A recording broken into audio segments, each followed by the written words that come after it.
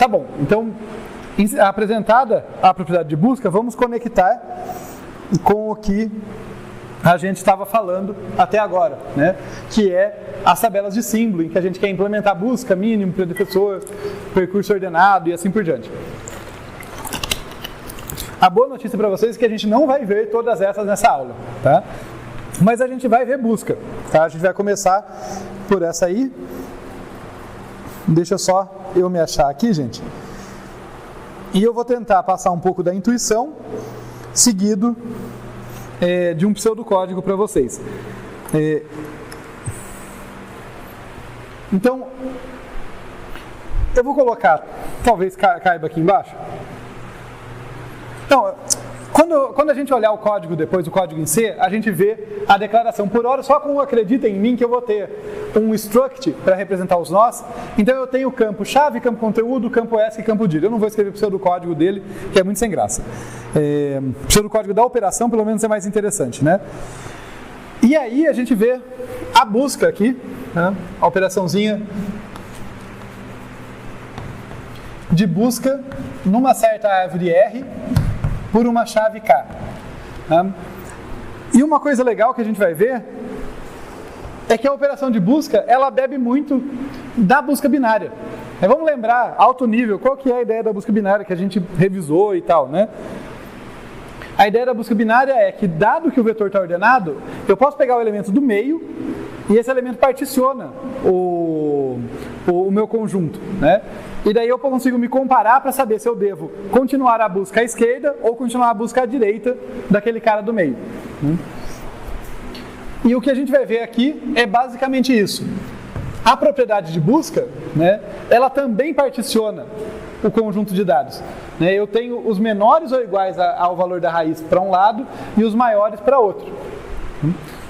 Então, vamos fazer esse teste. Eu coloquei um Rzinho aqui porque eu vou mostrar a versão recursiva. A gente tem a versão iterativa também, tá? Esse é um caso que é fácil converter entre as duas, mas vamos ver a recursiva primeiro. Então, primeiro eu tenho que testar se eu tenho uma árvore não vazia aqui, né? Então, se R for igual a null, a minha busca falhou. Quer dizer, eu estava lá fazendo a busca na minha árvore, mas eu cheguei no apontador nulo, né? Não tem o que fazer. Então, nesse caso aqui, devolva null. Agora, se não for esse o caso, a gente vai fazer o teste da igualdade, tá? E ao contrário da busca binária que eu mostrei para vocês, nesse caso faz todo sentido testar a igualdade, tá? A gente não quer evitar de fazer isso, porque se eu descer à esquerda ou à direita, eu nunca mais volto a olhar para a raiz, né? Então esse é o momento de olhar o cara da raiz, tá? Então eu vou olhar ali, olha, se K for igual a R pointer chave. Então, se o cara que eu estou buscando for igual à chave da raiz para a qual eu estou apontando. Se for esse o caso, eu só tenho que devolver a minha raiz. Então, nesse caso, devolva R. Encontrei, estou devolvendo o apontador para aquele nó. Se não for esse o caso, o que a gente faz? A gente tem que saber se eu desço à esquerda ou à direita. Eu já sei que não é igual, né? Então, eu vou testar aqui se a chave é menor do que R pointer chave. Se for,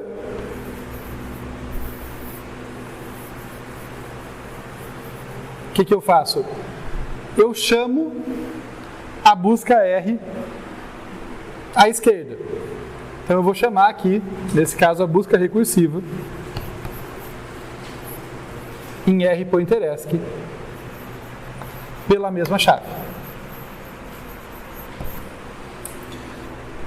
Como aqui eu coloquei um devolva, né, eu já coloquei um ponto de retorno aqui, se passar desse ponto já é meu else, né? Então se eu escrever aqui embaixo, olha, devolva,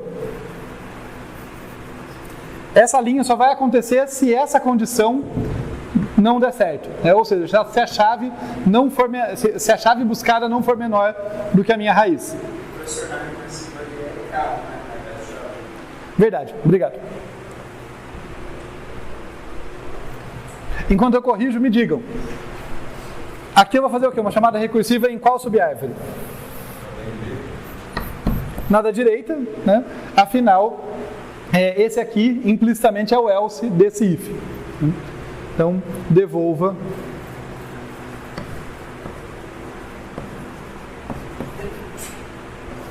busca recursiva em rPointerD. Notem que eu não verifico se o rPointerEsc ou o rPointerD sequer existem, eles podem ser vazios, por isso que é importante começar por aqui, tá? Porque nem toda busca vai terminar bem sucedida. Ela vai percorrer, vamos olhar aqui, antes de avançar, olhar aqui, por exemplo, se eu estiver buscando pelo 2, eu vou olhar, chegar aqui, o 2 é igual a 3? Não é. 2 é menor do que 3, desce à esquerda. 2 é igual a 1? Não é. 2 é maior do que 1? É, desce à direita. Ou, seguindo a regra, né? 2 é menor do que 1? Não é. Então desce à direita. Né? Falhou o teste, ele desce à direita. 2 é igual a 2? É. Encontrei. Mas imagina que eu estivesse buscando o 6, tá? Eu chego aqui, 6 é igual a 3? Não é. 6 é menor do que 3? Não. Então desce à direita. 6 é igual a 5? Não é. 6 é menor do que 5? Não é. Desce à direita. Cheguei no nulo, esse é o meu sinal de que, a busca falhou, aquele elemento não está na chave, não está na árvore. Pode falar. Perdão? Com sucessivas inserções.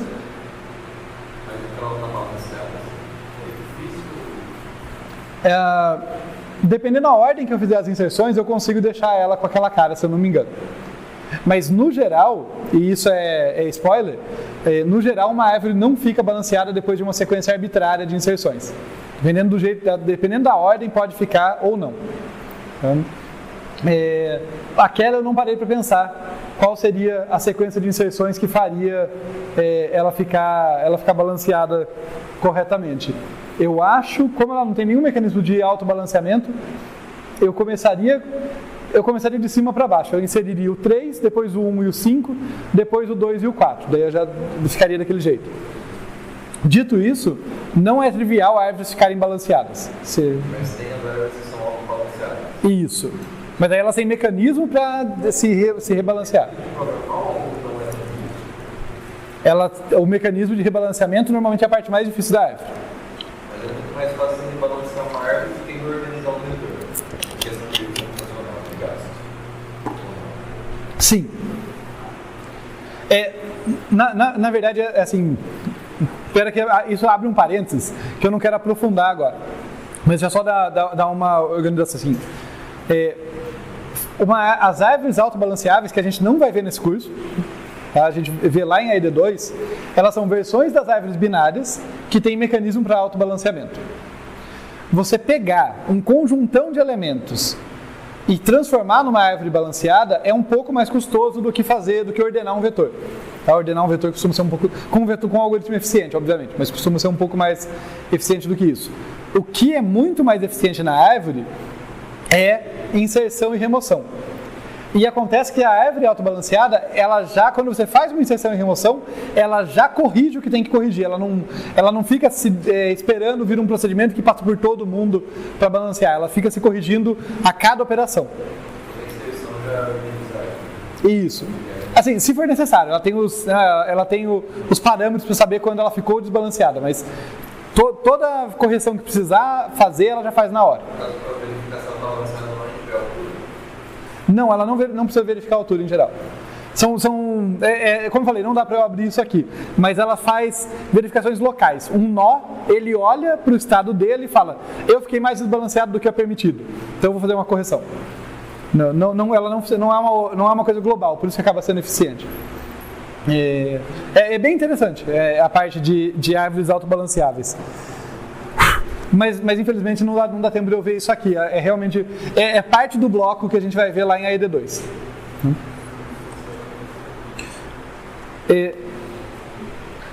De qualquer forma, então essa aqui é a nossa busca recursiva, né, que para vocês pegarem a ideia, né, eu fiz o pseudocódigo, mas vamos tentar pegar um nível um pouquinho mais alto, a ideia. Você vai descendo na árvore se comparando com a raiz.